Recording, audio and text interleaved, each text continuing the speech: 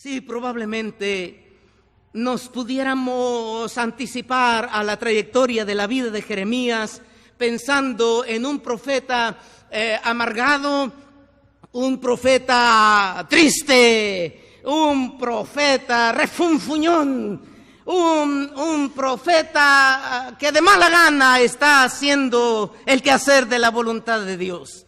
Sin embargo, el nombre que va a caracterizar a este profeta hasta el día de hoy será el profeta llorón.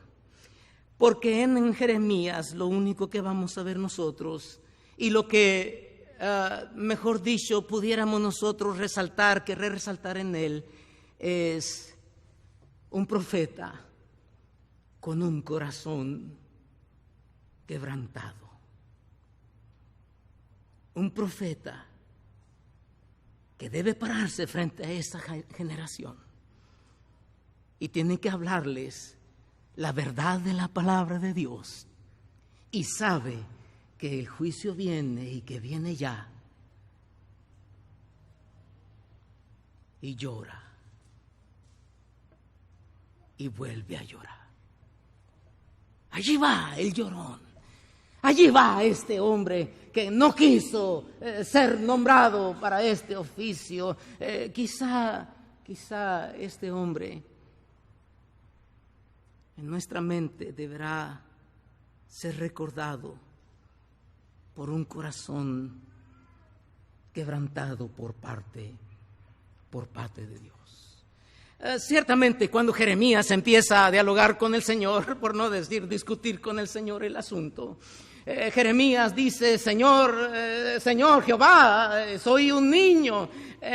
Afortunadamente, ante estas incompetencias en las que Jeremías cree que se encuentra, no está la disculpa de Dios diciéndole: oh, perdón, Jeremías, me equivoqué de persona, hay más Jeremías.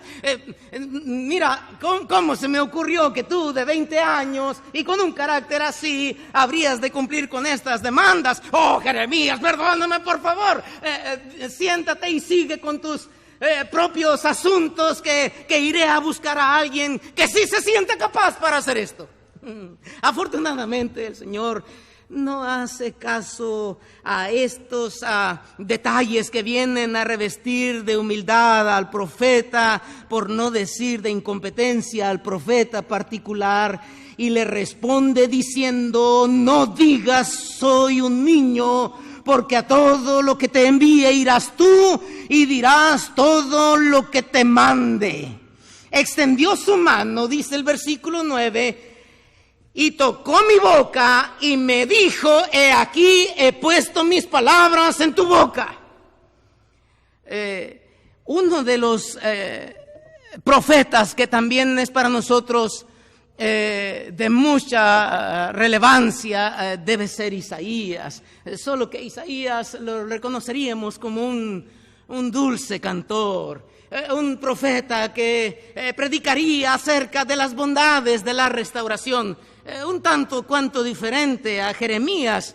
Isaías sería llamado por Dios, y en circunstancias más o menos similares notamos cuando en aquella visión de santidad Isaías, también sintiéndose desprovisto de capacidades para cumplir con su ministerio, el ángel toma un carbón encendido de las brasas en el altar, y con unas tenazas por lo ardiente de la misma se acerca y toca sus labios. Pudiéramos imaginar nosotros a un profeta con sus labios quizá fundidos, con sus labios achicharrados e hinchados, la evidencia clara de que han sido tocados por una brasa muy ardiente al pie del altar. Y era importante para Isaías reconocer que de esa boca no podría salir nada más que la pura palabra de Dios. Como en el caso de Jeremías, debía tener en sus recordatorios de su llamamiento y su colocación en las filas del ministerio, el paso de la mano de Dios sobre su boca y en su boca para recordarle que todo lo que dirá de aquí en adelante tendrá que ser la palabra de Dios.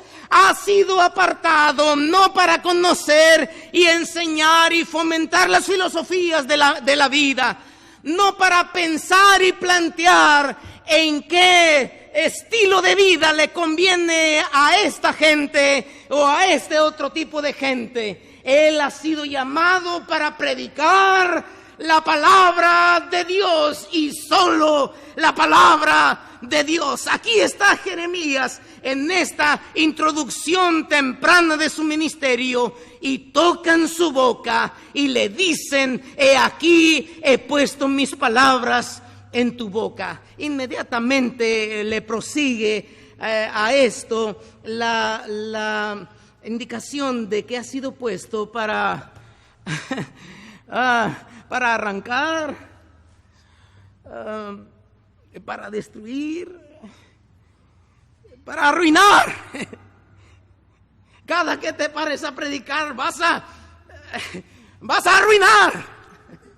Oh, cuánto quisiéramos subirnos a los púlpitos y traer un gozo, alegría, ánimo, y que la congregación saliera por las puertas del templo diciendo: soy mejor, ahora sí, tengo la victoria, he declarado esto que es la novedad de estos días. En el caso de Jeremías, cada que te pares y digas mis palabras, vas a arrancar, vas a destruir y vas a arruinar. Porque entonces y solo hasta entonces vas a poder edificar y plantar. Qué difícil es a veces, Pastor Anastasio, ver cómo en lugar de que la iglesia crezca, disminuye. Oh, qué difícil es a veces ver marchar a 2 y 3 familias en lugar de ver entrar a 2 y 3 familias. Qué difícil es a veces luchar con Dios sobre si esta es realmente la posición bíblica en cuanto a este asunto y etapa y momento de la vida de los cristianos en nuestra congregación. Y tendrá que subirse al púlpito y tendrá que predicar solo la palabra de Dios, a veces en la misma sospecha, quizá no a sabiendas, quizá solamente con el temor y la sospecha de que después de esto alguien se irá. Alguien se irá. Pero si esto va a provocar la predicación, entonces, ¿cuál es la gracia de predicar? Que no fuimos llamados para hacer esto y proclamar el nombre de Dios y que el evangelio corra. Sí, pero en los misterios de Dios, en los misterios de Dios, nos vamos a encontrar con que a veces para edificar primero se tiene que destruir. A veces para plantar primero se tiene que arrancar. A veces para construir se tiene que arruinar.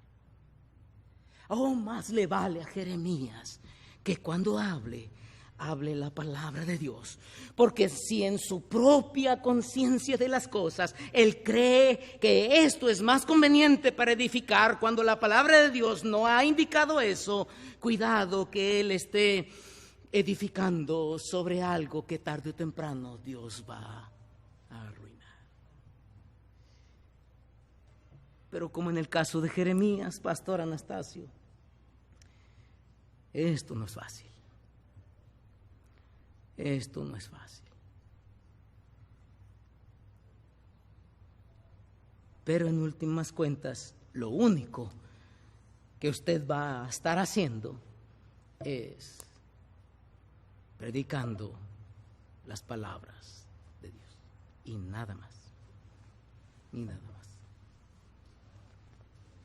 A lo que yo creo que debemos tenerle temor es agradar cuando la palabra de Dios no está allí.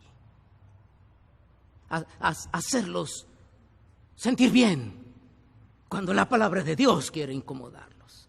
Al deseo que yo creo todos algún día hemos tenido, y eso es de agradarle a la congregación, agradarle a los jóvenes. ¿Qué pastor no quiere ser popular con su juventud? ¿Qué pastor no quiere ser popular ante los matrimonios constituidos de la iglesia? ¿Y qué tentación es hablar suavemente? Es detenernos, es sacarle la vuelta a algún asunto. Cuando Jeremías les dice que contrario a la seguridad que ellos sienten, no estamos tan bien, nunca antes habíamos tenido esas experiencias en nuestro pueblo, nunca antes habíamos tenido tantos resultados. Ya pasaron los tiempos en los que el templo era una ruina. Ahora con este edificio que Josías ha restaurado, caray, ellos se sienten importantes por la forma. Y nada más por la forma.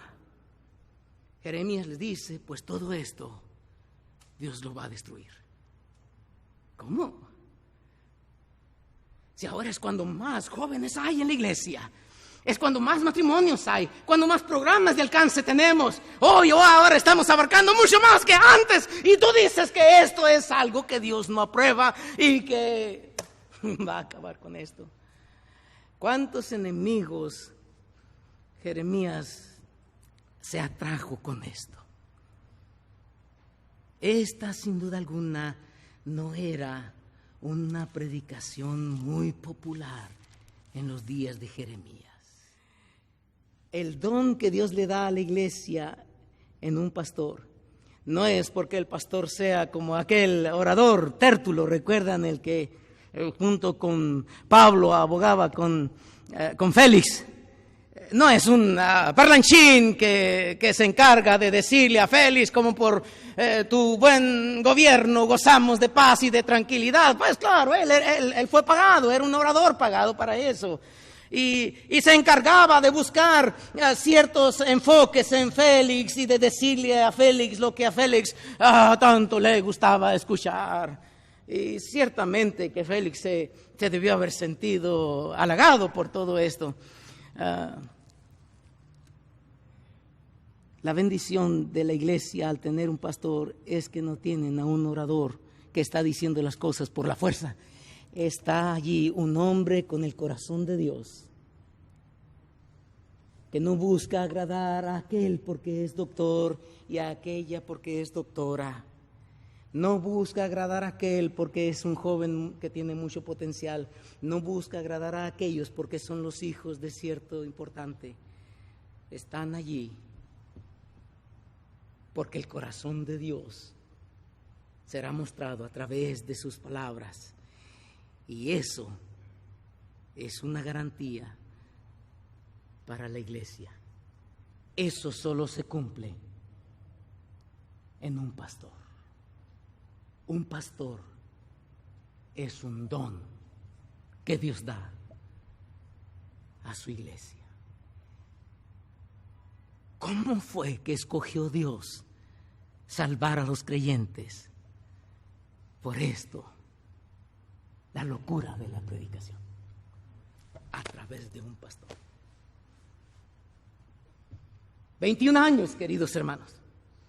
Para el año 22 y 23, cuando el Señor le plazca venir por nosotros, y entre tanto que no lo haga, que su iglesia disfrute que detrás de su púlpito les predique un pastor. Que su pastor les predique. Porque cuando un pastor predica, es la suma de todo lo que la palabra de Dios ha hecho sobre él hasta consumirlo. Y se sube atrás del púlpito y de detrás del púlpito vacía el corazón de Dios por su bendita palabra. Y la congregación se maravilla. No tiene que ser excelencia de palabras o de sabiduría humana. Es solo la palabra de Dios. La palabra de Dios que puede maravillar a un niñito. La palabra de Dios que puede maravillar a un científico que ha estudiado esto y lo otro y tiene su cabeza llena de conocimientos. Es la pura, llana, fiel, sola palabra de Dios.